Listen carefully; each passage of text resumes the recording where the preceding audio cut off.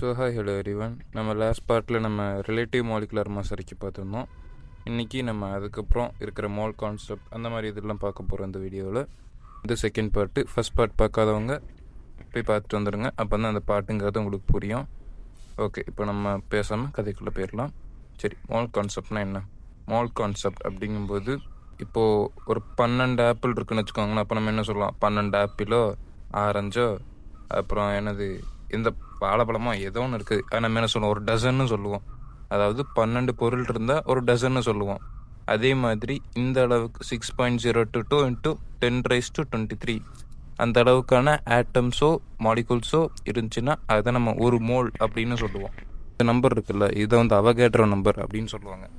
அந்த அவகேட்ரோ நம்பருங்கிறது ரொம்ப முக்கியம். ஆனால் ஒன் வேர்ட் கொஸ்டின்ஸில் கேட்கறதுக்கு வாய்ப்பு இருக்குது. அதனால் இதையும் பார்த்து வச்சுக்கோங்க. அதுக்கப்புறம் நம்ம அடுத்தது போவோம். நம்ம இதுலேருந்து எந்த மாதிரி கொஸ்டின்ஸ் வரும்னு எதிர்பார்க்கலாம். எந்த மாதிரி கொஸ்டின்ஸ் வரும்னா, ஒன்று உங்களுக்கு வந்து கிராமில் கொடுத்துட்டு மோலில் கொடுப்பாங்க. இன்னொன்று வந்து எப்படின்னா உங்களுக்கு லிட்டர் அதாவது வால்யூமில் கொடுத்துட்டு இந்த மாதிரி மோலில் கேட்பாங்க. இல்லைன்னா உங்களுக்கு வந்து இந்த அளவுக்கான மாலிகூல்ஸ் இருக்குது, இதை வச்சு மோல் கண்டுபிடி அப்படின்னு கேட்பாங்க.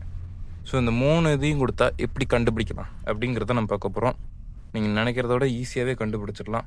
சரி, ஃபஸ்ட்டு நம்ம வந்து கிராமோட கதைக்கு வருவோம். நம்ம பொறுத்த வரைக்கும் எந்த மாதிரி கொஸ்டின்ஸ் வரும் பார்த்தீங்கன்னா, 2 டைப் ஆஃப் கொஸ்டின்ஸுங்கிறது வரும்.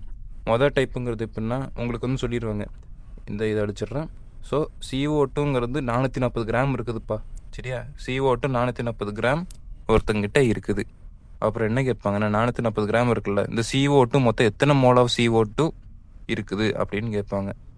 அதாவது CO2க்கு ஒரு CO2வோ ஏதோ ஒரு கேஸ், அதுக்கு வந்து இந்த அளவுக்கு மாஸ் இருக்குது அப்படின்னு சொல்லுவாங்க. சொல்லிட்டு உடனே வந்து மோல் கண்டுபிடிக்க சொல்லுவாங்க அந்த கிராமோட வேல்யூ வச்சுட்டு. அப்படி பண்ண எப்படி கண்டுபிடிக்கலாம்? ஃபஸ்ட்டு இதுலேருந்து நீங்கள் என்ன புரிஞ்சுக்கணுன்னா, இப்போ இந்த CO2 = 440 கிராம்னு கொடுத்துருக்காங்கல்ல, அது இதில் எத்தனை மோல் இருந்ததுன்னா 440 கிராமாக ஆயிருக்கும் அப்படின்னு கண்டுபிடிக்கணும். சரி, இப்போ நம்ம வந்து 1 mole of CO2 mass of 1 mole of CO2 அதை நம்ம முதல் கண்டுபிடிக்கணும். கரெக்டாக முதல் 1 மோலை கண்டுபிடிச்சிட்டு அதுக்கப்புறம் தான் நம்ம போக முடியும். எப்படி கண்டுபிடிக்கலாங்கும் போது இந்த டேபிள் இருக்குல்ல, இது வந்து உங்களுக்கு எக்ஸாம்பிள் கொடுத்துருவாங்க. இந்த டேபிளில் கொடுத்துருப்பாங்க. இங்கே பார்த்தீங்கன்னா CO2க்கு என்னது? கார்பன் 12 கணிக்குதா? கார்பன் 12. அதே மாதிரி இங்கே ஆக்சிஜன் 16. அப்போ கார்பன் 12, ஆக்சிஜன் 16. இப்போ நம்ம என்ன பண்ணுறோம்?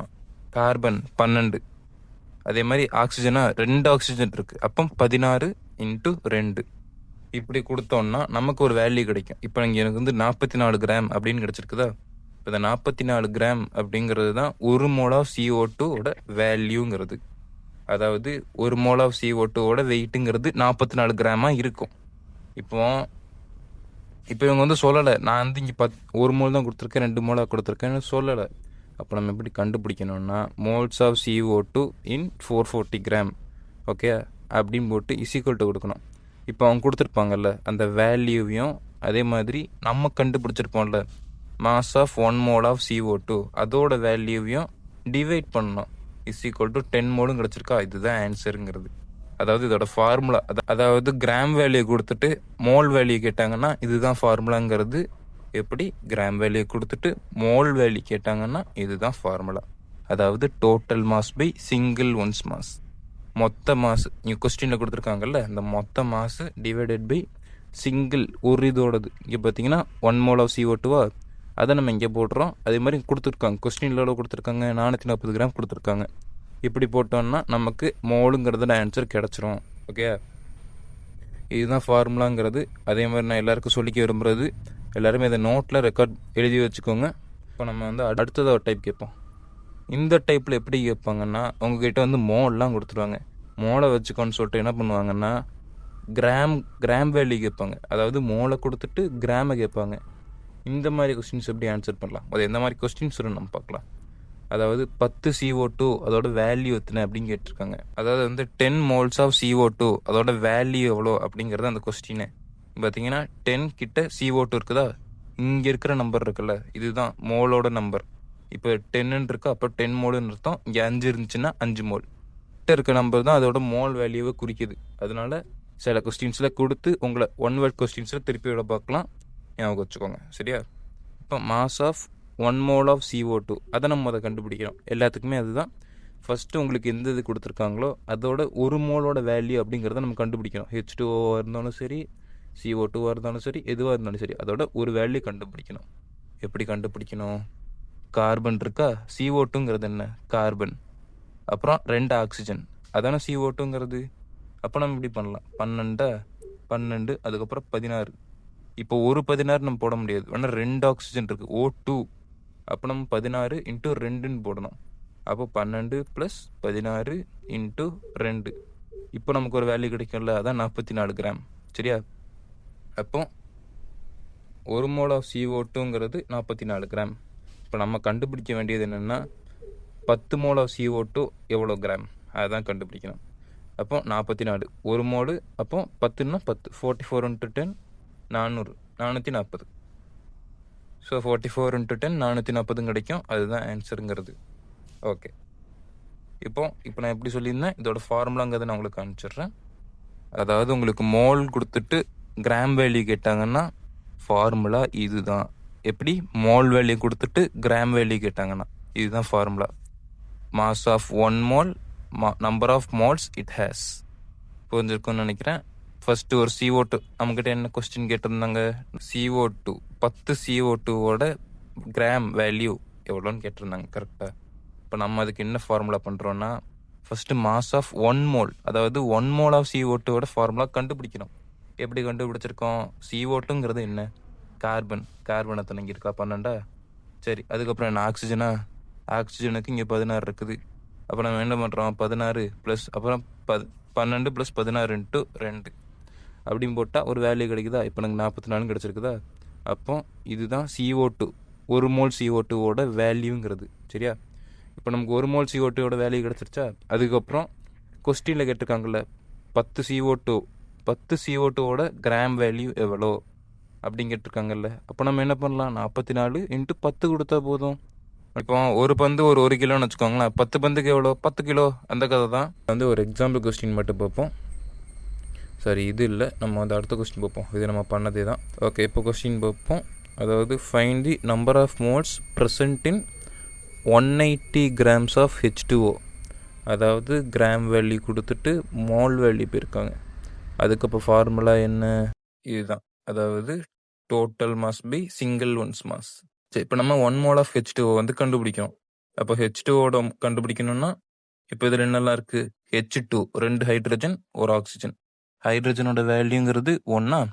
அதேமாதிரி ஆக்சிஜனோட வேல்யூங்கிறது 16. அப்போ 1 × 2 = 2. அதுக்கப்புறம் ப்ளஸ் ஆக்சிஜன், ஒரு ஆக்சிஜனா? ஆக்சிஜனோடது 16.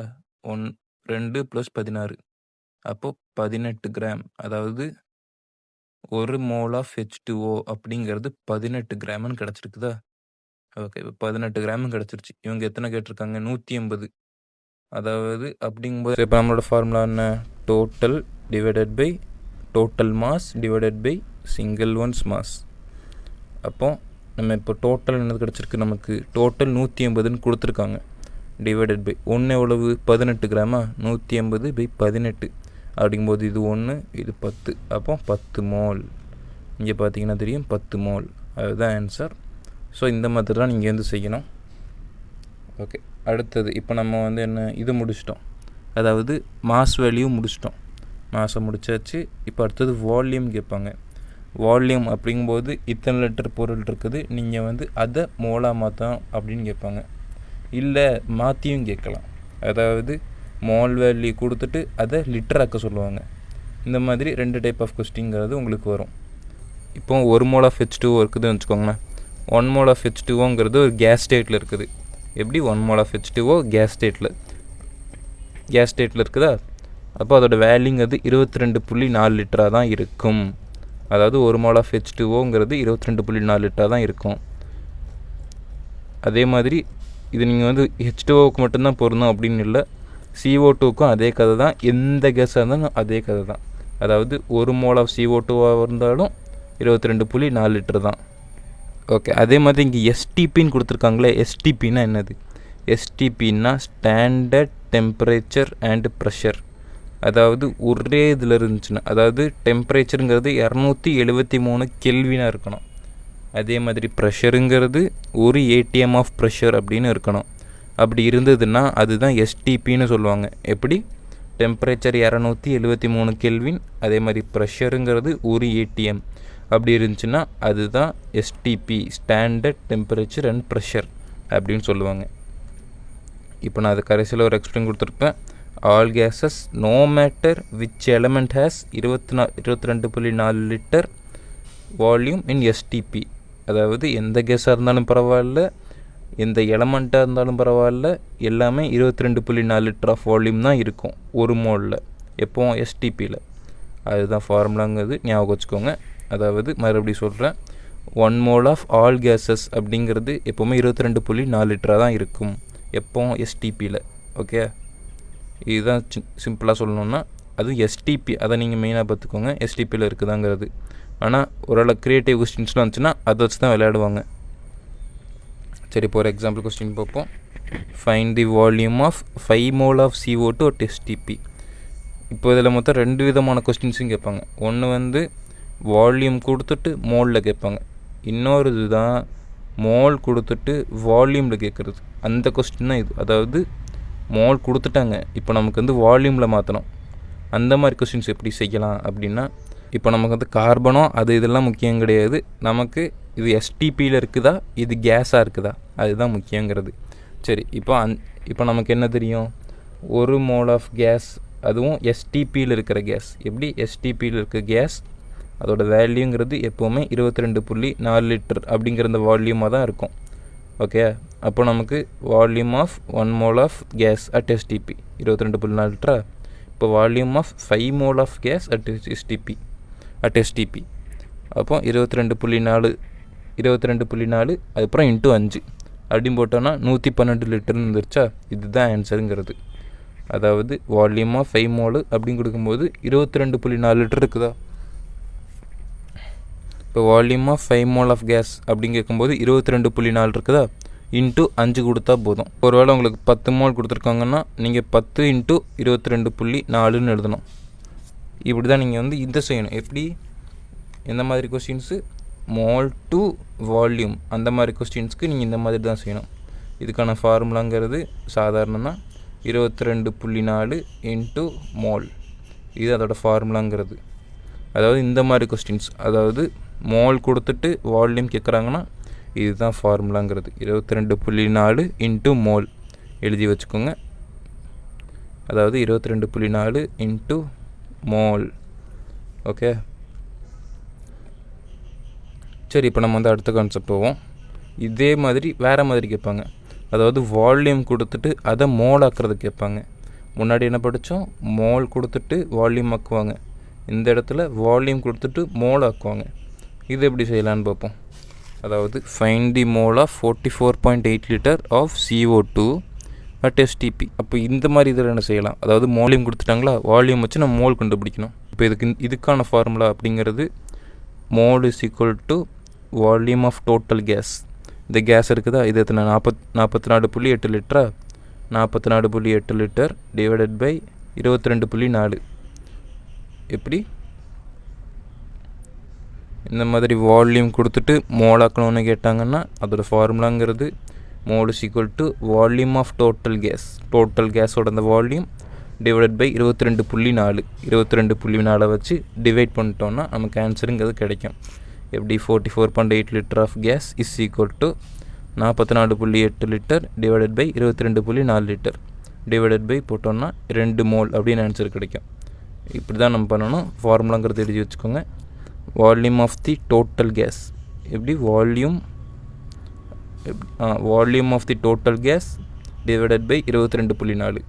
இப்படி பண்ணோன்னா நமக்கு கிடைக்கிது வால்யூம் டு மோலுங்கிற வேல்யூ கிடைக்கும். ஓகே, நோட்டில் எழுதி வச்சுக்கோங்க, மறந்துடாதீங்க. Atoms to moles. நான் சொல்லியிருந்த மாதிரி உங்களுக்கு இந்த ஆட்டம்ஸ் கொடுத்துட்டு இந்த அளவுக்கு ஆட்டம் இருக்குது, இதை நீ மோலாக மாற்று அப்படின்னு சொல்லி கேட்பாங்க. அதுக்கு நம்ம என்ன பண்ணணும்னு பார்த்தீங்கன்னா moles is equal to number of atom in the total molecule. சரி, இப்போ இந்த கொஸ்டின் பார்ப்போமே. Calculate the number of moles in a sample that contains 12.046 into 10⁻23 atoms of iron அப்படின்னு கொடுத்துருக்காங்க. இப்போது இதை வச்சு நம்ம எப்படி கண்டுபிடிக்கணும் அப்படின்னா இதே ஃபார்முலா தான். அதாவது number of atoms in iron. இதில் எவ்வளோ ஆட்டம் இருக்குது? 12.06 அப்புறம் இன்ட்டு 10⁻23 இருக்குதா, டிவைடட் பை அவகேட்ரோ நம்பர். சொல்லியிருந்தேன்ல ஆரம்பத்தில் அவகேட்ரோ நம்பர்னு. இந்த நம்பர் தான் இங்கே இருக்குல்ல, இந்த நம்பர் தான். இதனாலும் சரி இதனாலும் சரி, இதுதான் வந்து அவகேட்ரோ நம்பருங்கிறது. நல்லா பார்த்து வச்சுக்கோங்க. இந்த உங்களுக்கு கொடுத்த அந்த மாலிகுலோட வேல்யூவும் கொடுத்துட்டு இந்த நம்பர் வச்சு டிவைட் பண்ணிங்கன்னா ஆன்சருங்கிறது கிடச்சிரும். இப்போ இதில் வந்து எப்படி பண்ணியிருக்காங்கன்னு பார்ப்போம். இங்கே வந்து 20.46 இன்ட்டு 10⁻23. இப்போ இவங்க என்ன பண்ணிட்டாங்க, அதாவது 10⁻23 ரெண்டுதுலேயும் இருக்கா, அப்போ வெட்டு. அதே மாதிரி 12.046 டிவைடட் பை 6.023. இதை டிவைட் பண்ணாங்கன்னா 2ன்னு சொல்லிட்டு ஆன்சர் கிடைக்கும். அதுதான் இங்கே எழுதியிருக்காங்க 2 moles ஆஃப் அயன் அப்படின்னு எழுதியிருக்காங்க. இப்போ இதில் வந்து உங்களுக்கு வந்து மோல் டு ஆட்டம் அப்படின்னு கேட்டாங்கன்னா நீங்கள் பெருசாக ஒன்றும் பண்ண வேண்டாம். இந்த 6.022 இருக்குல்ல, இந்த அவகேட்ரோ நம்பர் இன்ட்டு மோல் எவ்வளோ கொடுத்துருக்காங்களோ அதை அப்படி போட்டிங்கன்னா போதும். சரி, இப்போ நம்ம வந்து அடுத்தது போகலாம். அடுத்தது வந்து இதை வச்சு ஒரு எக்ஸாம்பிள் கொஸ்டின் பண்ணியிருக்கலாம். Find the number of atoms in 10 moles of CO2. நான் சொல்லியிருந்தேன்ல, இங்கே வந்து மோல் டு ஆட்டம் கேட்டிருக்காங்க. பார்த்தீங்களா, மோல்ஸ் டு ஆட்டமா. இப்போ இதுக்கு நான் என்ன ஃபார்முலா சொல்லியிருந்தேன், அவகேட்ரோ நம்பர் இன்ட்டு மோல் அடிச்சிட்டேன். அவகேட்ரோ நம்பர் இன்ட்டு மோல், இதுதான் வந்து ஃபார்முலாங்கிறது. இப்போ இதில் என்ன 10 மோலா, 10 இன்ட்டு 6.022 இந்த நம்பர் போட்டோன்னா இங்கே கிடச்சிருச்சு. பார்த்தீங்களா, இங்கே பார்த்தீங்கன்னா கிடச்சிருச்சு. பார்த்தீங்களா, இப்போ இங்கே பார்த்தீங்கன்னா ஒரு இது இருக்கும். இங்கே வந்து 10ங்கிறதே காணாமல் போயிடுச்சு. பார்த்தீங்களா, எங்கே இருக்குன்னா இங்கே 10⁻23, இங்கே 10⁻24 அப்படியே ஆயிடுச்சு. அதனால் நீங்கள் வந்து ரொம்ப கஷ்டப்படணும்னு அவசியம் இல்லை. எக்ஸாமில் அப்படி தான் கொடுத்துருப்பாங்க. இப்போ ஒரு வேளை இங்கே 10க்கு பதிலாக 20 இருந்துச்சு அப்படின்னா என்ன பண்ணலான்னா, இப்போ 20ங்கிறது என்ன, 10 இன்ட்டு 2 அப்படி எழுதிக்குவோமா. அப்படிங்கும்போது இன்ட்டு அவகேட்ரோ நம்பர் அப்படி போட்டோன்னா நம்ம என்ன பண்ணிடுவோம், 23 பதிலாக இங்கே 24 போட்டுருவோம். அப்புறம் இன்ட்டு 2 அப்படி போட்டோன்னா நமக்கு வந்து ஆன்சருங்கிறது கிடச்சிரும். அடுத்த கொஸ்டின் போகலாம். ஓகே, அடுத்த கொஸ்டின் இல்லை. இப்போ வந்து பெர்சன்டேஜ் கம்போசிஷன் அப்படிங்கிறது தான் பார்க்க போகிறோம். பெர்சன்டேஜ் கம்போசிஷன் அப்படிங்கும்போது the percentage of mass contributed by an element in a compound. அதாவது 100 கிராம் H2O எடுக்கிறாங்க, 100 கிராம் H2O. இதில் என்ன கேட்டிருக்காங்கன்னா, இப்போ ஹைட்ரஜனோட மாஸ் எவ்வளோ, 100 கிராமில் ஹைட்ரஜனோட பங்கு எவ்வளோ, ஆக்சிஜனோட பங்கு எவ்வளோ அப்படின்னு கேட்டிருக்காங்க. அந்த இதை கண்டுபிடிக்கிறதுக்கான ஃபார்முலாங்கிறது தான் இது. புரியுதா? அதாவது ஒரு 100 கிராம் ஹைட்ரஜன் இருக்குதுன்னு வச்சுக்கோங்களேன், ஹைட்ரஜனில் H2O இருக்குதுன்னு வச்சுக்கோங்களேன். இதில் ஹைட்ரஜனோட பங்கு எவ்வளோ, அந்த மாஸில் 100 கிராமில் ஹைட்ரஜனோட பங்கு எவ்வளோ, ஆக்சிஜனோட பங்கு எவ்வளோ, இது எவ்வளோ கான்ட்ரிபியூட் பண்ணியிருக்கு, இது எவ்வளோ கான்ட்ரிபியூட் பண்ணியிருக்கு அப்படிங்கிறத கண்டுபிடிக்கிறதுக்கான ஒரு ஃபார்முலாங்கிறது தான் இந்த ஃபார்முலா. இப்போ இங்கே பார்த்தீங்கன்னா mass of the element in a compound. அதாவது mass of the element in a காம்பவுண்ட்டுங்கும்போது இப்போ H2O இருக்குதா, H2ஓட என்ன O இருக்குதா. இப்போ எனக்கு வந்து O வந்து எவ்வளோ கான்ட்ரிபியூட் பண்ணுது, அதாவது 100 கிராம் H2ஓவில் ஓவோட கான்ட்ரிபியூஷன் எவ்வளோ, அது வந்து எந்த அளவுக்கு பங்கு வகிக்குது அப்படிங்கிறத நான் கண்டுபிடிக்கணும். அப்போ இந்த மாதிரி பண்ணோன்னா போதும். Mass of the element in a compound. இந்த ஓவோட மாசுங்கிறது எவ்வளோ, 12 divided by total mass of the compound. இப்போ நீங்கள் இந்த ஃபார்முலா எழுதி வச்சுக்கோங்க. இங்கே கீழே வர கொஸ்டின் இருக்குல்ல, அதை நான் செய்யும்போது உங்களுக்கு வந்து புரியும். ஓகே, இப்போ நம்ம வந்து இந்த கொஸ்டின் செய்வோம். அதாவது இது வந்து உங்கள் எக்ஸாம்பிள் கொஸ்டின் தான். Find the mass composition of methane, அதாவது CH4ஓட மாஸ் கம்போசிஷன் வந்து கேட்டிருக்காங்க. இப்போ வந்து மாலிகுலர் மாஸ் ஆஃப் CH4ல் கார்பனோடது எவ்வளவு, 12. அதே மாதிரி H4 4 ஹைட்ரஜன், அப்போ 1 × 4 4, அப்போ மொத்தம் 16 கிராம் கிடச்சிருச்சு. அதே மாதிரி மாஸ் பர்சன்டேஜ் ஆஃப் கார்பன் எந்த அளவுக்கு பங்கு வகிக்குது அப்படின்னு பார்த்துருக்காங்க. கார்பனோட மொத்தம் வெயிட்டுங்கிறது எவ்வளோ, 12 கிராமா. கார்பன் 12, அப்போ 12 டிவைடட் பை டோட்டலுங்கிறது 16 கிராம் இன்ட்டு 100 கொடுத்தோன்னா இந்த நம்பர் வருதுல்ல, இதுதான் பர்சன்டேஜ் கம்போசிஷன் ஆஃப் கார்பன். எப்படி பர்சன்டேஜ் கம்போசிஷன் ஆஃப் கார்பன் அப்படிங்கிறது. அதே மாதிரி இங்கே ஹைட்ரஜனோட இது கொடுத்தோன்னா, இங்கே இத்தனை 4 இருக்கா ஹைட்ரஜனோட இது, அப்போது 4 டிவைடட் பை 16 இன்ட்டு 100 அப்படின்னு கொடுத்தோன்னா நமக்கு 25 கிடைக்குது. அதுதான் பர்சன்டேஜ் கம்போசிஷன் ஆஃப் ஹைட்ரஜன் அப்படிங்கிறது. ஸோ இந்த ஃபார்முலாங்கிறது பார்த்து வச்சுக்கோங்க. Mass of the element in a compound divided by total mass of the compound into 100. இதுதான் ஃபார்முலாங்கிறது பார்த்து வச்சுக்கோங்க. ஓகே, அடுத்தது அவகேட்ரோஸ் லா அப்படிங்கும்போது if temperature and pressure are constant then volume of gas will be inversely proportional to the number of molecules.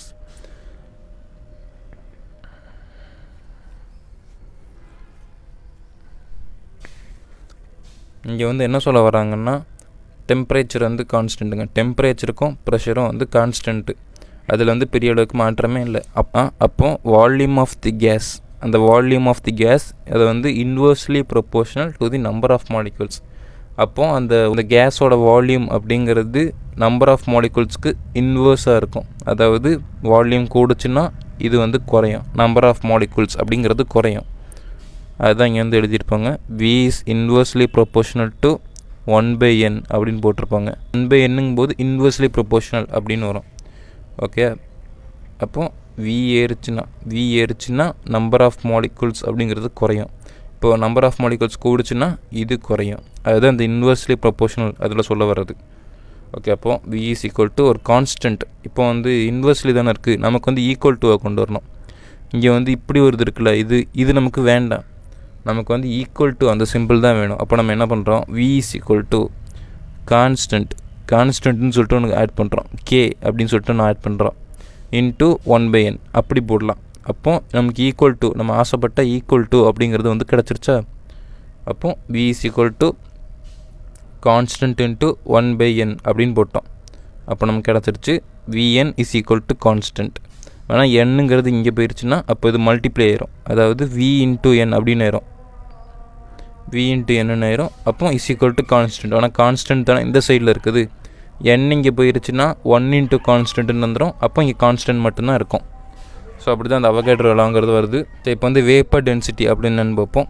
Vapour density அப்படிங்கும்போது ratio between mass of volume of gas or vapour and the mass of same volume of hydrogen both at STP. அதாவது இதில் என்ன சொல்ல வராங்கன்னா, இப்போ ஒரு 100 litre H2O வந்து என்கிட்ட இருக்குதுன்னு வச்சுக்கோங்களேன், 100 லிட்டர் ஆஃப் H2O அதோட மாசுங்கிறத நம்ம கண்டுபிடிக்கணும். இது வந்து வால்யூம், நம்ம வந்து மாஸை கண்டுபிடிக்கணும். மாஸை கண்டுபிடிச்சி இங்கே கொடுத்துட்டோம்னு வச்சுக்கோங்களேன், STPயில் இருக்க H2O அதை ஞாபகம் வச்சுக்கோங்க. STPயில் இருக்க H2ஓட இது கொடுத்துட்டு divided by same volume of hydrogen அப்படி போட்டோன்னா நமக்கு வேப்பர் டென்சிட்டி அப்படிங்கிறது கிடைக்கும். இது வந்து உங்களுக்கு புரியலனாலும் பரவாயில்ல, இந்த ஃபார்முலா மட்டும் கொஞ்சம் பார்த்து வச்சுட்டு போயிருங்க. அப்புறம் ரிலேட்டிவ் மாலிகுலர் மாஸ், இது வந்து கொஞ்சம் 1 மார்க் கொஸ்டின் கேட்க சான்ஸ் இருக்குது. அதாவது relative molecular mass is equal to 2 into vapour density, இதுதான் ஃபார்முலா. அதாவது RMM is equal to 2 into VD, இதுதான் ஃபார்முலாங்கிறது. இதையும் பார்த்து வச்சுக்கோங்க. இது வந்து 1 மார்க்கில் இருக்குது, இந்த சாப்டர்லேருந்து 1 மார்க் கேட்குறாங்கன்னா இதுக்கு வந்து நல்ல பாசிபிலிட்டிங்கிறது இருக்குது, நல்லா பார்த்து வச்சுக்கோங்க. ஸோ இதோட இந்த வீடியோங்கிறது முடியுது. உங்களுக்கு வந்து இந்த வீடியோ பிடிச்சிருந்ததா அப்படிங்கிறத கண்டிப்பாக கமெண்ட் பண்ணுங்கள். ஹெல்ப்ஃபுல்லாக இருந்துச்சுன்னா லைக் மட்டும் போட்டு விட்டு போயிருங்க. தேங்க்ஸ் ஃபார் வாட்சிங்.